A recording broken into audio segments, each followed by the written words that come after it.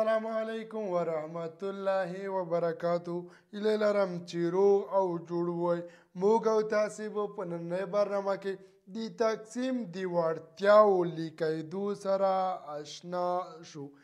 یعنې که چیرې یو عدد راکړل شوی څانګې موږ پوهیږو چې دا په څو باندې د ویش وړ دي.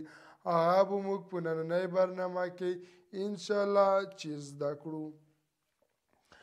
لومړی قاعدې ته راځو. لومړی قاعدې ته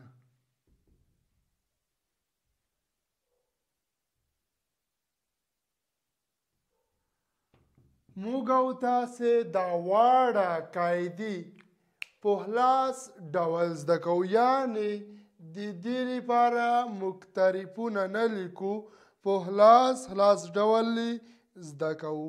لومړی پر دوو باندې د ویش وړ عدد. پر دوو باندې د ویش وړ عدد. کوم عدد پر دوو باندې د ویش وړ دي؟ دقت وکئ. پر دوو باندې هغه عدد د ویش وړ دي چې د یوې رقمې صفر یا جفت وي. یعنې یوې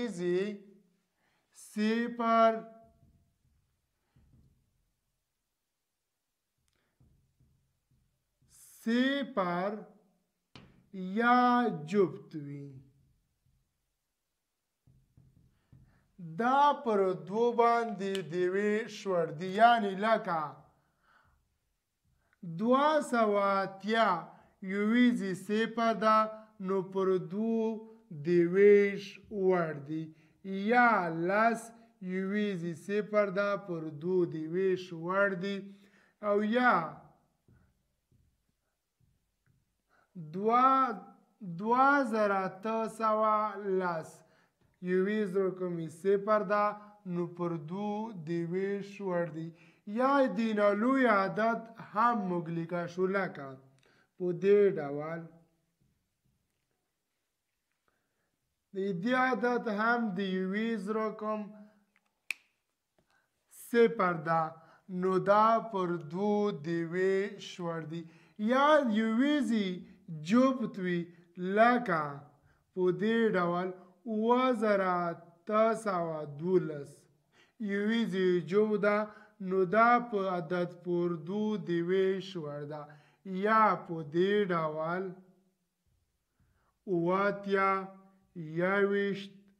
8 یویزې صفر جفت ده نو دا عدد پر دوو د ویش وړ ده. دقت وکئ. دې مثال ته دا تقسیموو. 280 تقسیم 2 باندې 1 ضرب 2 2 کېږي. 2 منفي 2 صفر. 8 لاندې راوړو 4 ضرب 2 8. 8 منفي 8 صفر کېږي. صفر لاندې راوړل هیڅ ګټه نه کوي، یعنې دلته راوړل کېږي. کله چې موږ 280 په 2 باندې تقسیم کو 140 سره رسیږي. نو دا چې ریمینډر یې صفر شو موږ وایو چې 280 پر 2 باندې پوره د ویش وړ دي. دې مثال ته دقت وکئ. 812 تقسیم 2 باندې 2 ضرب 3 شپږ 9 منفي شپږ 1 کېږي. 9 منفي شپږ 1 کېږي. 8 لاندې راوړو. موږ په تیرو برنامو کې تقسیم زده کړی و. 1 پر 2 باندې پوره د ویش وړ نه ده نو 8 ځکه لاندې راوړو. 2 ضرب 9 18. 18 منفي 18 صفر کېږي. 1 لاندې راوړو. 1 بیا هم پر 2 د ویش وړ نه دی نو 2 هم لاندې راوړو، یعنې 12. کله چې دوه عدد لاندې راوړو دلته یو صفر اضافه کیږي. 2 ضرب شپږ 12 منفي 12 صفر کیږي، یعنی 2912. کله چې په 2 باندې تقسیم کو 3966 سره رسیږي. ډیر ساده او ډیر اسانه دي. یوې ضیا چې صفر یا جفت وي پر 2 دیویش وردي. موږ یې بیلګې لیکلي دي او په دې کې مو 2 ساده هم کړل چې پوره وویشل شول. دویمه قاعده پر 3 دیویش وړ اعداد. دویمه قاعده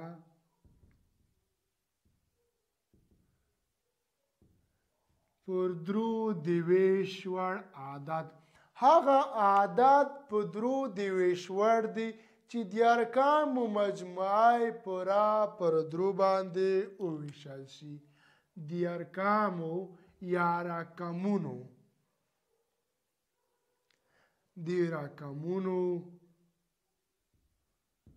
مجموعه پر 3 باندې وویشل شي. دقت وکړئ مثالونو ته.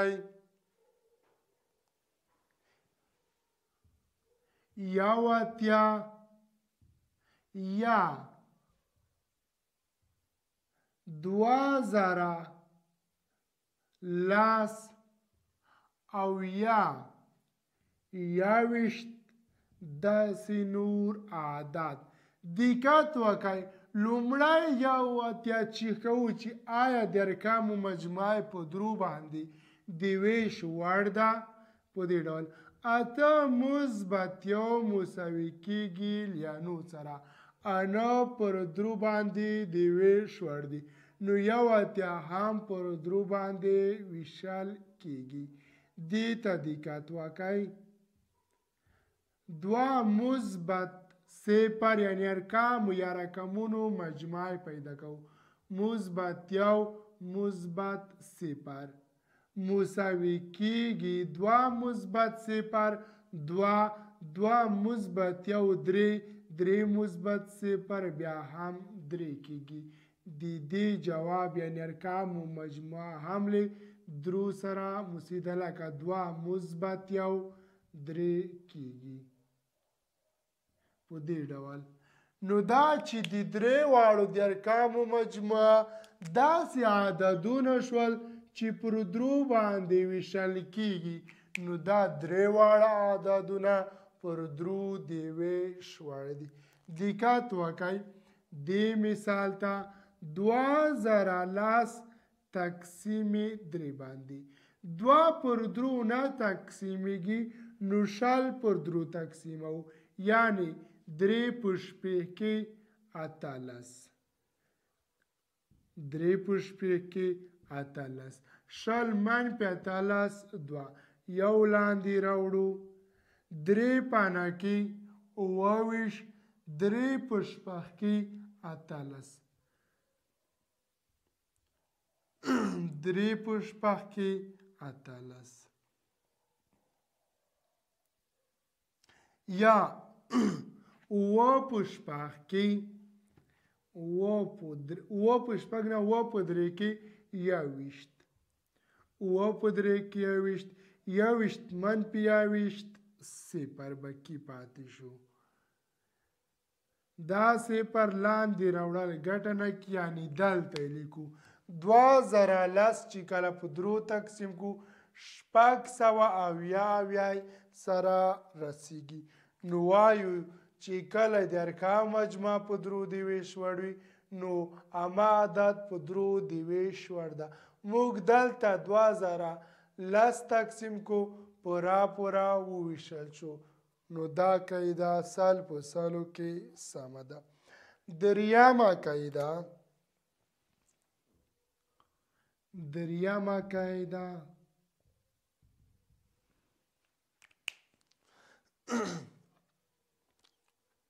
پر څلورو د ویش وړ اعداد.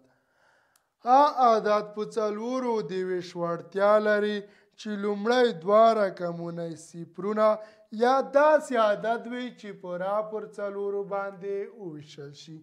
دقت وکړئ، لومړی دوه رقمونه یا صفرونه وي یا داسې عدد وي چې پر څلورو باندې د ویش وړ وي. لکه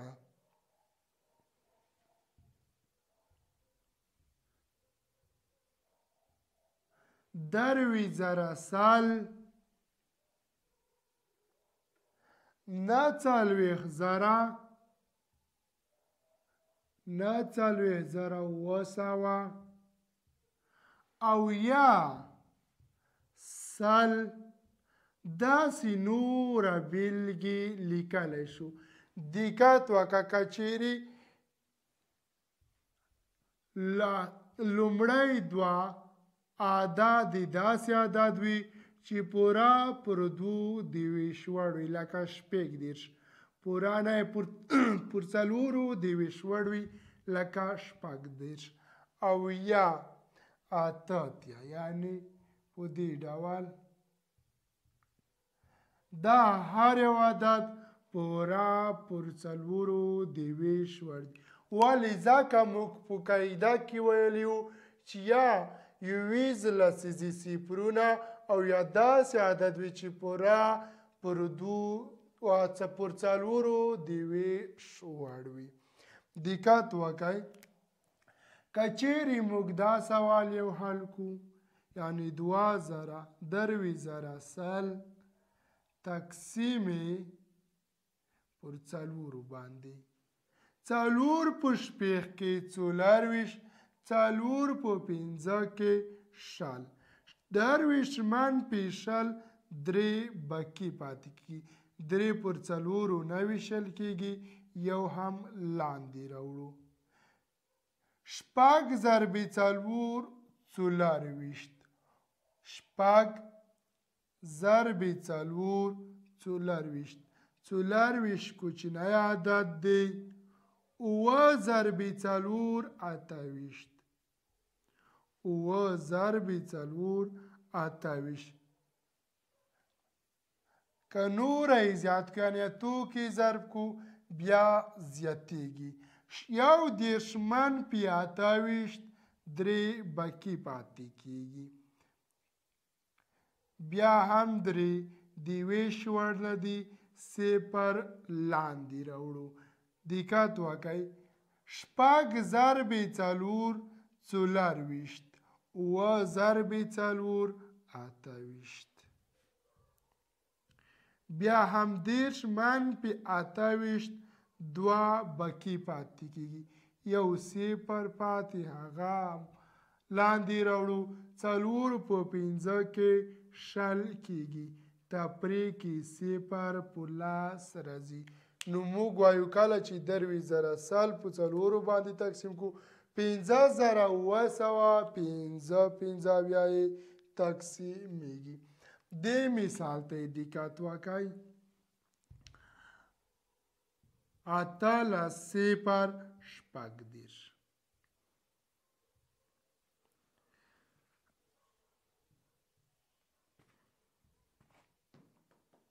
پر دوو باندې تقسیموو، دوه ضربې نه اتلس، دوه ضربې نه اتلس، یو صفر. دقت وکړئ، یعنې چپ طرف ته یو صفر پاتې شو، صفر که راوړو دلته هیڅ ګټه نه کي، صفر دلته یعنې وړل کېږي. درې کاته راوړو په دوو یو کې ضربو، یو ضربې دوه دوه، درې منفي دوه یو بقي پاتې کېږي، یو پر دوو د ویش وړ نه ده، شپږ هم لاندې راوړو، دوه ضربې اته شپاړس، شپاړس منفي شپاړس صفر کېږي. کله چې اتلس زره شپږدېرش موږ تقسیم کو په دوو باندې، اته زره پنځه سوه اتلس اتلسې سره رسیږي. اته زره پنځه سوه نه بلکې دا صفر ده، 9 زره 18 سره رسیږي. دا و د دې عدد پیدا کول چې موږ دلته پیدا کو. انشاءالله تاسې به په مفهوم باندې په بشپړ ډول پوه شوي وای. کله چې یویز لسې صفرونه یا داسې عدد وي چې پوره پر 4 باندې د ویش وړ وي نو دا عدد پر 4 باندې د ویش وړتیا لري. راځو اوس موږ او تاسې څلورمې قاعدې ته یعنې په 5 باندې د ویش وړ عدد.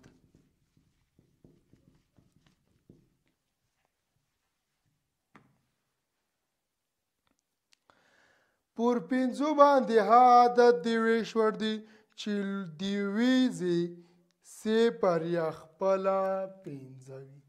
څلورمه قاعده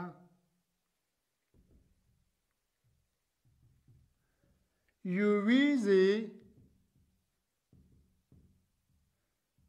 صفر یا په خپله 5 وي نو دا عدد پر 5 باندې د ویش وړ دی. لکه لاس یویزې صفر ده، یو سلو لاس بیا هم یوې صفر ده، یا 200 یویزې صفر ده، 1080 یویزې صفر ده پر 2 د ویش وړ دی. یا داسې وایو چې یویزې داسې 5 په خپله 5 لکه 5 یویزې صفر ده، 8025 یویزې صفر ده، یا که څه هم لوی عدد وي په دې ډول یویزې صفر ده نه 5 ده. که چیرې صفر و هم نو بیا به هم پر 5 باندې د ویش وړتیا درلوده. دقت وکړه یو څو مثالو ته یې 220 تقسیم 5 کسو چې کوو چایا حقیقت کې د ویش وړ دی او کنه. 5 ضرب 5 2 کوچنی دی 2 هم ورسره نیسو. 4 ضرب 5 شل 22 منفي شل 2 بکی پاتې کیږي. صفر لاندې راوړو 4 ضرب 5 شل یعنی کله چې 200 تقسیم 5 کو 4 به سره ورسیږي. دې مثال ته دقت وکړئ. 8025 تقسیم 5 باندې 1 ضرب 5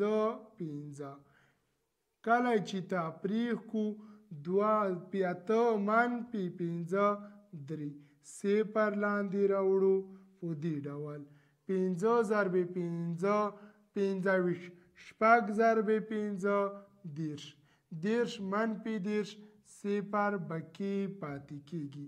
2 لاندې راوړو چپ طرف ته صفر هیڅ نتیجه نه ورکوي. 2 پر 5 د ویش وړ نه دی نو 15 هم لاندې راوړو 15 ضرب 5 25 تفریق صفر کیږي. نو موږ وایو چې واقعیت کې کله چې د یو عدد یویز 5 یا صفر وي پر 5 د ویش وړ دی. 5مې قاعدې ته راځو. پر شپږو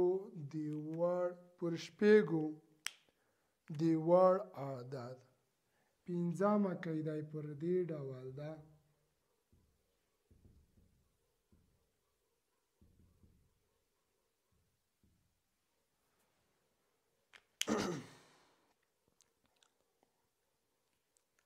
ها عدد چې په عین وخت یعنی په یو وخت کې هم پر 2 او هم پر 3 د ویش وړ وي نو دا عدد پر شپږو هم د ویش وړ ده. یعنی په یو وخت کې هم پر دوو دیویش وړ وي او هم پر درو دیویش وړ وي. دا عدد پر شپږو هم دیویش وړ ده. دقت وکړئ. مثالونو ته بیلګو ته اته پنځوس زره یو سلو نوي. اته پنځوس زره یو سلو نوي. یا شپېته دیارلس زره درې سوه شل. دقت وکړئ. موږ او تاسې هر یو عدد جلا چیک کوو چې آیا پر دوو او درو دیویش وړ دي. پر دوو دپاره موږ ویلی وو چې یویزې صفر یا جفت وي نو د دې عدد یوې صفر ده په دوو دیویش وړ دي. دویم د درو دپاره موږ ویلی وو چې ارقامو مجموعه یې پیدا کوو. که چیرې د ارقام مجموعه پر درو باندې دیویش وړ وه نو دا عدد په درو دیویش وړ ده. دقت وکړئ. یو مثبت نهه لس، لس مثبت اته اتلس، اتلس مثبت پنځه درویشت. آیا درویشت په درو دیویش وړ دي؟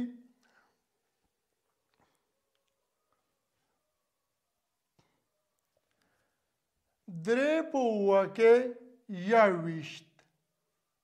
نو دا عدد چې درویشت پر درو دیویش وړ نه ده دا عدد په شپږو هم دیویش وړ نه ده.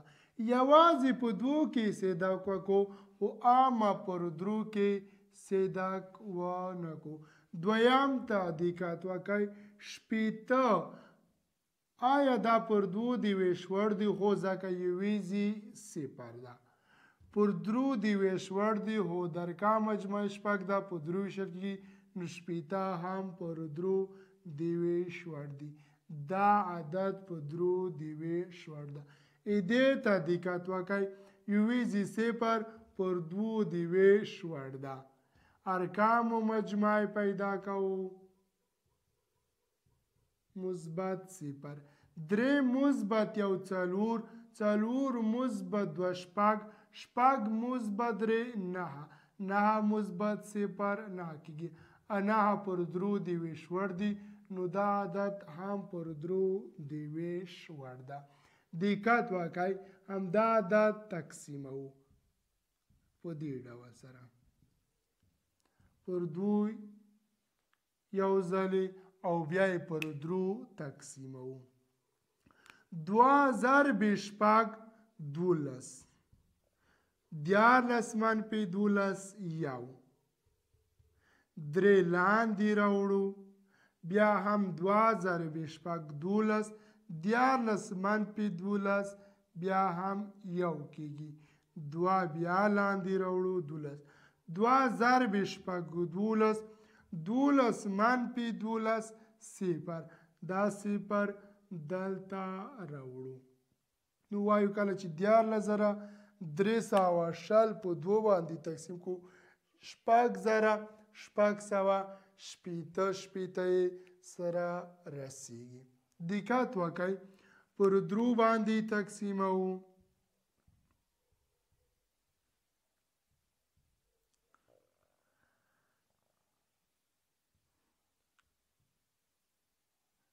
درې په شپږ کې اتلس، درې په پنځه کې پنځلس او درې په څلور کې دولس.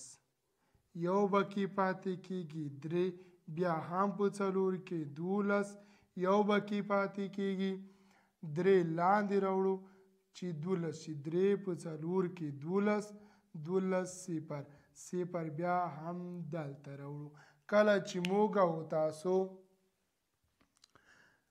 دیارلس زره درې سوه شل په درو باندې تقسیم کو 4000 440 سره رسیږي. نو وایو چې دا قاعده سل په سلو کې صحیح وایي، یعنی کله چې یو عدد عیني وخت کې هم په دو او هم پر درو باندې دیویش وړ وي، په شپږو هم دیویش وړ ده. دقت وکړئ، یو مثال پکې شپږو ته یعنی په شپږو یې تقسیموو، همدغه 14360 تقسیم شپږو باندې 2 ضرب شپږ 12 یو بکی. که چیرې په تقسیم کې مشکل لرئ مهرباني وکړئ تیرې برنامې هغه چې موږ د تقسیم په اړه جوړه کړې وه یا په ضرب کې مشکل لرئ د ضرب په اړه مو جوړه کړې وه هغه وګورئ، انشاءالله چې مشکلات به مو له منځه لاړ شي. 3 بیا لاندې راوړو، بیا یې 2 کې ضربوو، 12 کېږي، یو بکی 12 2 ضرب شپږ 12 صفر بکی پاتې کېږي، دا صفر هم دې ځای ته راوړو. کله چې 14360 په شپږو باندې تقسیم کو 2280 یې سره رسیږي. انشاءالله په دې باندې به په بشپړ ډول پوه شوي وئ. راځو شپږمې قاعدې ته، یعنې پر او باندې دیویش وړ یا دیویش وړ اعداد. شپږمې قاعدې ته پر او دیویش وړ اعداد.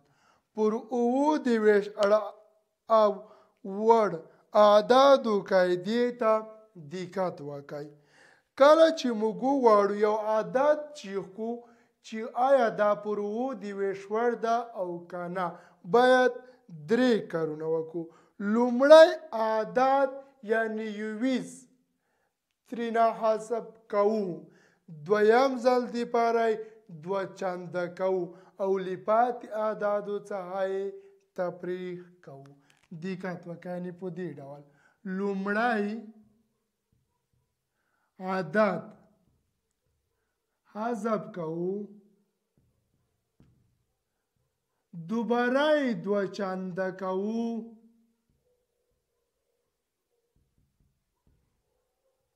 دریم ځل دپاره یې تفریق کوو، دریم ځل دپاره یې تفریق کوو.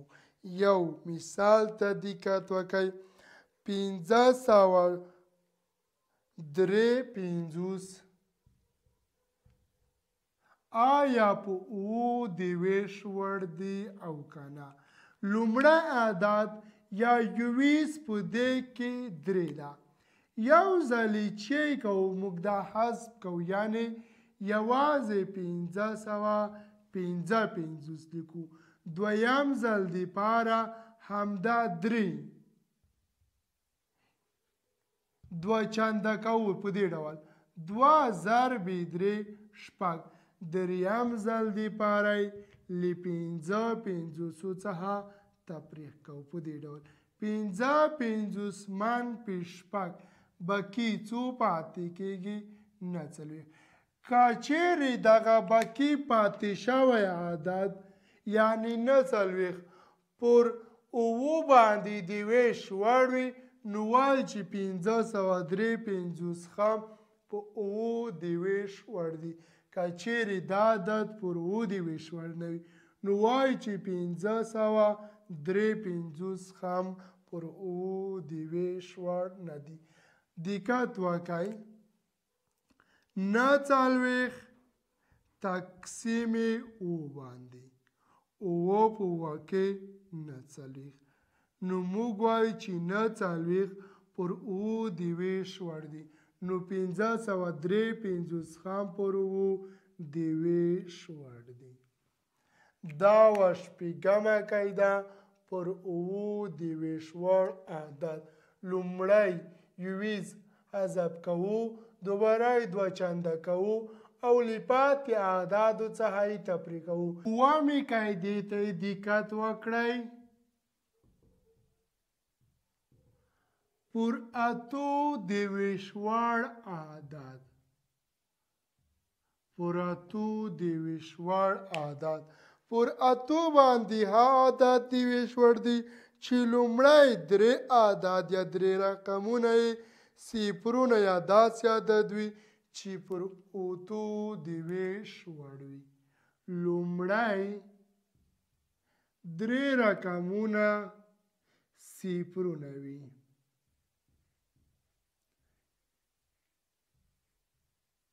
او یا داسې عدد وي چې پورا پر اتو باندې دیویشوار وي لکه که چیرې موږ ولیکو زر لومړی درې اعداد صفر دي نو وایو چې دا اعداد پر اتو دیویشوار دي یا په دې ډول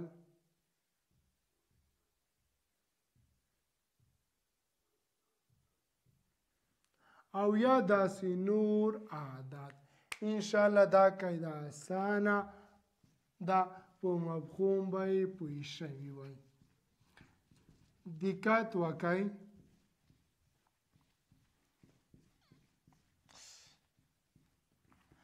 زر تقسیموو په اتو باندې آیا چې واقعیت کې دیویشوار دی که نه یو ضرب اوته اته لس منفي اته دوه صفر لاندې راوړو دوه ضرب اته شپاړس شل منفي شپاړس څلور بیا هم صفر لاندې راوړو څلور ضرب اته شپږ دېرش څلور ضرب اته شپږ دېرش څلوېښت منفي شپږ دېرش څلوېښت منفي شپږ دېرش څلور بقي پاتې کیږي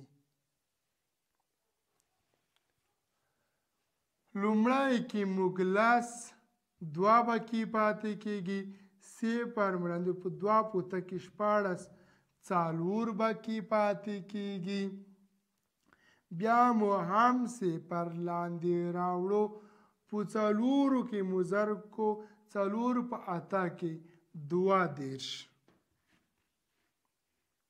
څلور په اته کې دوه دېرش یعنې که پنځو کې ضرب کو پنځه په اته کې څلوېښت صفر سره مساوي شو نو وایو چې زر پوره پر اتو باندې دیویشوار دی اتمې قاعدې ته راځو پر انو دیویشوار عادت اتمې قاعدې ته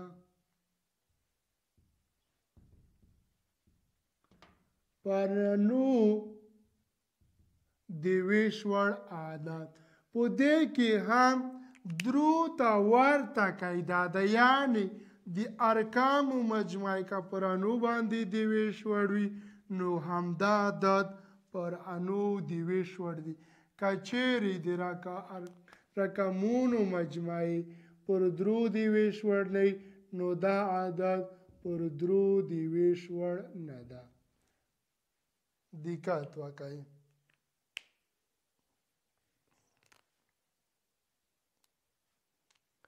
لکه یو اتیا درې سوه درې دېرش اته زره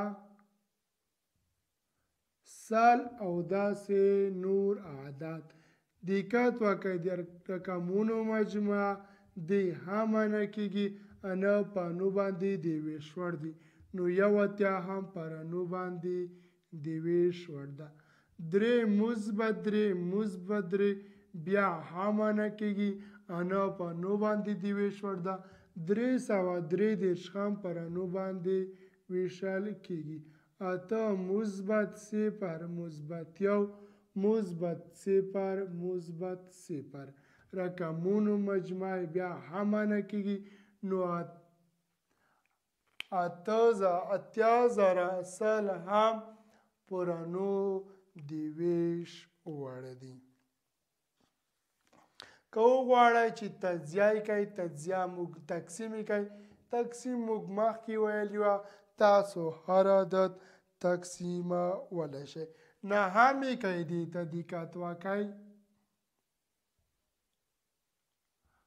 نهمې قاعدې ته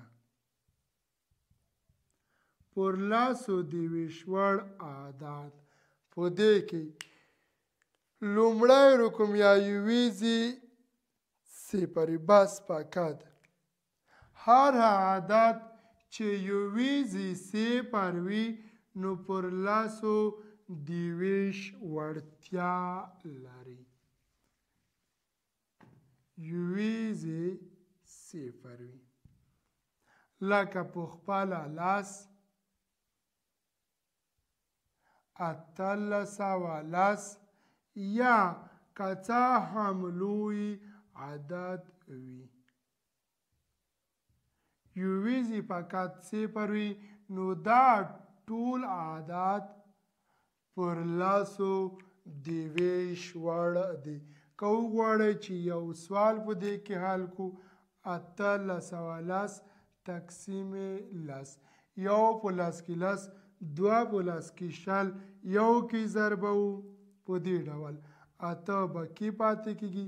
اته په لسو نه تقسیمېږي یو هم لاندې راوړو، اته ضرب لس اتیا کېږي، یو اتیا منفي اتیا یو به کې پاتې کېږي، صفر لاندې راوړو، یو ضرب لس لس، لس منفي لس صفر کېږي.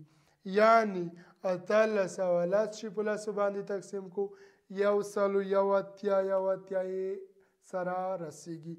انشاءالله امید لرم چې تاسې به په د تقسیم د وړتیا په قاعدو باندې په بشپړ ډول پوهه شوي وئ او اوس به وکولی شئ چې وپوهیږئ په دې باندې چې دا عدد آیا پر دوو، درو، پنځو او څلور یا بل کوم عدد باندې د ویش وړتیا لري او یا نه.